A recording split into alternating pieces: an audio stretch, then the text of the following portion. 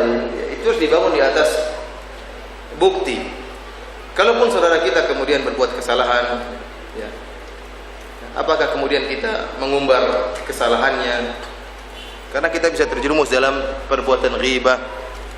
Terlebih lagi jika ternyata tuduhan tersebut tidak benar. Saya tahu beberapa teman yang dituduh dengan tuduhan yang tidak benar. Orang yang adil dalam menilai suatu permasalahan, jika ada tuduhan datang, maka dia harusnya cross check sebelum dia ikut-ikutan menuduh.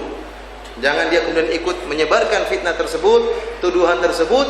Karena bayangkan kalau antum tulis sesuatu di internet, si fulan gini ternyata tidak benar, dibaca ribuan orang, repot ini di akhirat.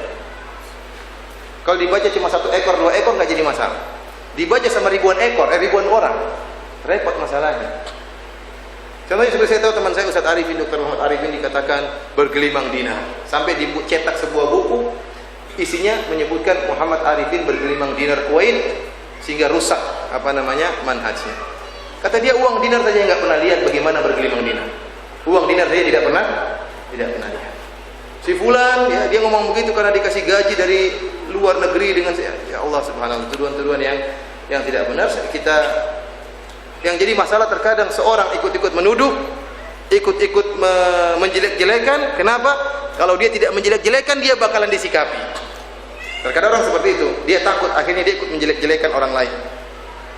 Kalau dia tidak menjelek-jelekan, dia akan disikapi. Ini orang yang beramal soleh bukan karena Allah, tapi beramal buruk karena manusia.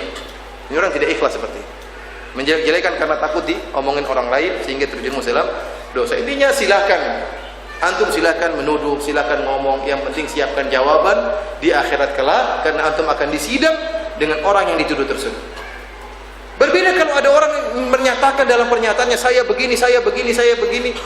Ya antum tidak apa-apa, dia sendiri menyatakan.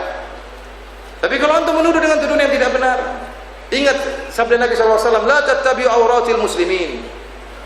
Ya ma'syara man amana bilisani. Kata Nabi SAW, wahai orang-orang yang lisannya beriman, akan tapi imannya belum masuk dalam hatinya. La tattabi'u auratil muslimin, jangan kalian mencari-cari kesalahan kaum muslimin. Wa man yattabi' auratahum yattabi'illahu auratahu. Barang siapa mencari-cari kesalahan kaum mukminin, dia akan dicari-cari kesalahannya oleh Allah Subhanahu wa taala. Wa may yattabi'illahu auratahu yafdahu. Barang siapa yang dicari kesalahannya oleh Allah, Allah akan bongkar aibnya meskipun dia sembunyi di rumahnya. Dan kita lihat betapa banyak orang seperti ini. Suka jelek-jelek cari-cari kesalahan orang lain, akhirnya dia sendiri terbongkar aibnya, cepat atau lambat dibongkar oleh Allah Subhanahu wa taala. Yang ada kita nasihat, orang punya salah, tidak mungkin semua orang benar. Semua orang punya salah. Tapi bagaimana cara nasihat yang benar? Kita datang, kita sampaikan. Ya. Kalau kesalahannya kemudian ilmiah, kita bantah secara ilmiah.